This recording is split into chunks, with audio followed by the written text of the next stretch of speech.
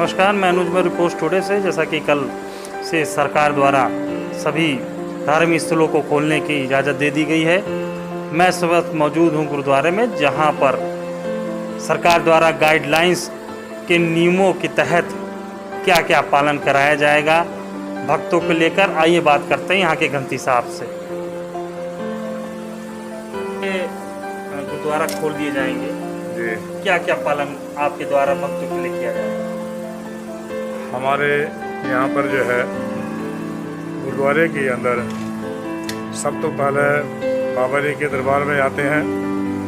आकर के गुरु साहब का प्रकाश नियम अनुसार किया जाता है और उसके दरमियान हमारे यहाँ सिर्फ 2 या 3 आदमी होते हैं जो सुबह प्रकाश कराते हैं।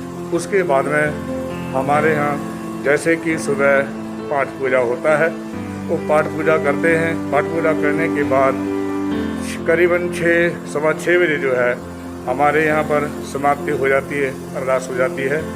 उसके बाद में नमस्कार करके सभी संगत अपने घर घर चले जाती है और बाद में जो है आते हैं, जैसे कि संगत आती है 1-2 आए, मत्था टेके चले गए।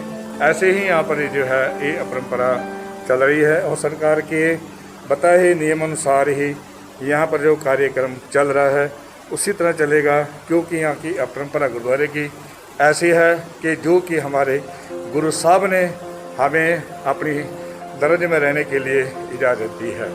तो यहाँ पर जो है कल सुबह आप संस्था की तरफ से प्रकाश जो मतलब कि गुरुद्वारा खोलने की इजाज़त मिली है। आप लोगों का बहुत बहुत धन्यवाद है जो आपने ये इजाज़त हम लोगों को दी है। हमें बहुत अच्छा लगा है इन्हीं की सेवा प्रवान करनी जी।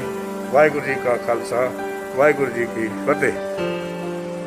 जी, जैसा कि ग्रंथी साहब ने बताया कि सरकार के नियमानुसार जो चीज़ें लगातार पालन कराने का आदेश आ रहा था उसी हिसाब से पालन करा रहे थे। आइए हम बात करते हैं यहाँ के सेवादार से कि वो किस तरह पहला कल शुरुआत होगी कपाट खुलने की, पहले दिन किस तरह की व्यवस्था वो कराएंगे और भक्तों को किस चीज़ की जानकारी देंगे और क्या नियम होंगे उसके बारे में बताइए। बात करते हैं यहाँ के सेवादार सिंह छाबड़ा, गुरुद्वारा श्री गुरु नानक देव महाराज जी, फिरोज गांधी कॉलोनी के प्रबंधक सेवादार। कल से जो गुरुद्वारे या मंदिरों को या मस्जिदों को विधिवत रूप से खोलने के लिए ये गाइडलाइन आई है, हम लोग भी उसी के विधिवत ही गाइडलाइन के हिसाब से ही चलेंगे। हमारे यहाँ तो गुरु साहब ने पहले ही जो गाइडलाइन में भी लिखा है कि दरबार के अंदर आने से हाथ धो के आएँ, पैर धो के आएँ, चप्पल बाहर उतार के आएँ। ये सिस्टम हमारे यहाँ पूर्व से गुरु साहब के दरबार में आने के पहले चप्पलें हम लोग बाहर रख के, पैर धो के, हाथ धो के तब आते हैं। अब सैनिटाइजर वगैरह भी हम लोग कल से रख देंगे। जो भी लोग आएंगे उससे हाथ साफ करके ही गुरुद्वारा साहब के अंदर आएंगे। और जो गाइडलाइन आई है कि 5 लोगों से ज़्यादा नहीं होने चाहिए। हमारे यहाँ अमृत वेले समाप्ति हो जाती है, जाया करेगी और एक आदमी मत्था टेकने जैसे आया, 1 या 2 आए, मत्था टेक के ही चले जाते हैं। जिसकी गाइडलाइन हम लोग पूरी, क्योंकि शासन या प्रशासन जो गाइडलाइन आ रही है वो मानव जात के लिए है, हमारे लिए है। हमको उसमें पूर्ण सहयोग देना चाहिए और धार्मिक कार्य भी हम लोग विधिवत करते रहेंगे, जिस पे किसी प्रकार की कोई भी और गाइडलाइन आएगी उसको भी किया जाएगा। जैसा कि सेवादार जी ने बताया कि यहाँ पर जो भी सरकार की गाइडलाइन है उसी के अनुरूप ही यहाँ पे पालन कराया जाएगा और साथ ही वे भक्तों पर निगरानी भी बनाए रखेंगे। बिना मास्क के किसी को भी अंदर आने की एंट्री नहीं है। अब देखने वाली बात ये रहेगी कि इस अपील का कहाँ तक लोग पालन करते हैं।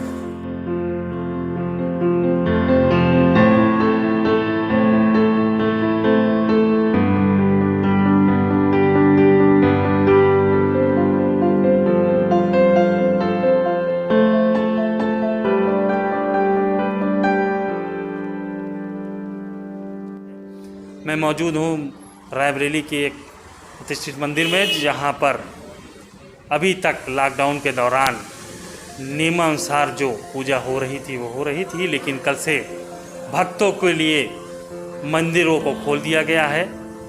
लेकिन सरकार द्वारा कुछ गाइडलाइन भी दी गई है, जो गाइडलाइन में बताया गया है कि मंदिर परिसर में जो भी व्यक्ति आएगा वो अपने जूते चप्पल जो है, अगर वो निजी वाहन लाया है तो उसमें अपने निजी वाहन में ही रख के आएगा।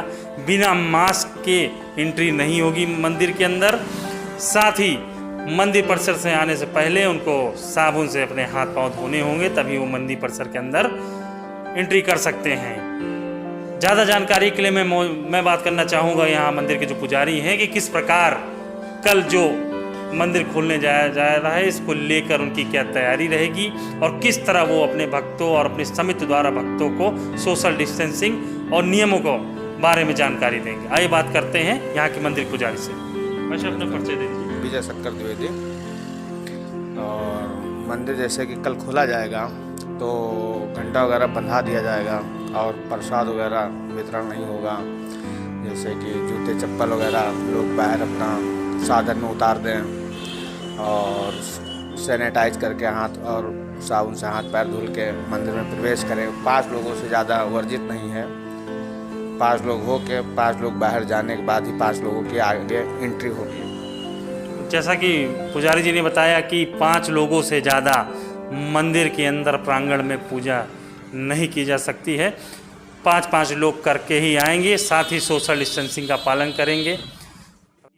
मैं इस वक्त मौजूद हूँ रायबरेली की एक मस्जिद में। सरकार द्वारा कल से सारे धार्मिक स्थलों को खोलने की इजाज़त दे दी गई है, जिसके क्रम में सरकार द्वारा जो गाइडलाइंस हैं उनका पालन करने का भी सख्ती से आदेश और निर्देश दिए गए हैं। वो गाइडलाइन पर किस प्रकार से हाफिज जी लोगों को अमल कराएंगे, आइए उनसे बात करते हैं। हाफिज जी, कल से गाइडलाइन सरकार द्वारा मस्जिद को खोलने की हो गई, किस तरह आप अपने लोगों को अमल कराएंगे? जी जी, अस्सलामु अलैकुम वरहमतुल्लाहि वबरकातुहू। मैं कारी अब्दुल जलील कादरी, खतीब इमाम मस्जिद हबीब खान, सिंधी क्वार्टर, शहर रायबरेली।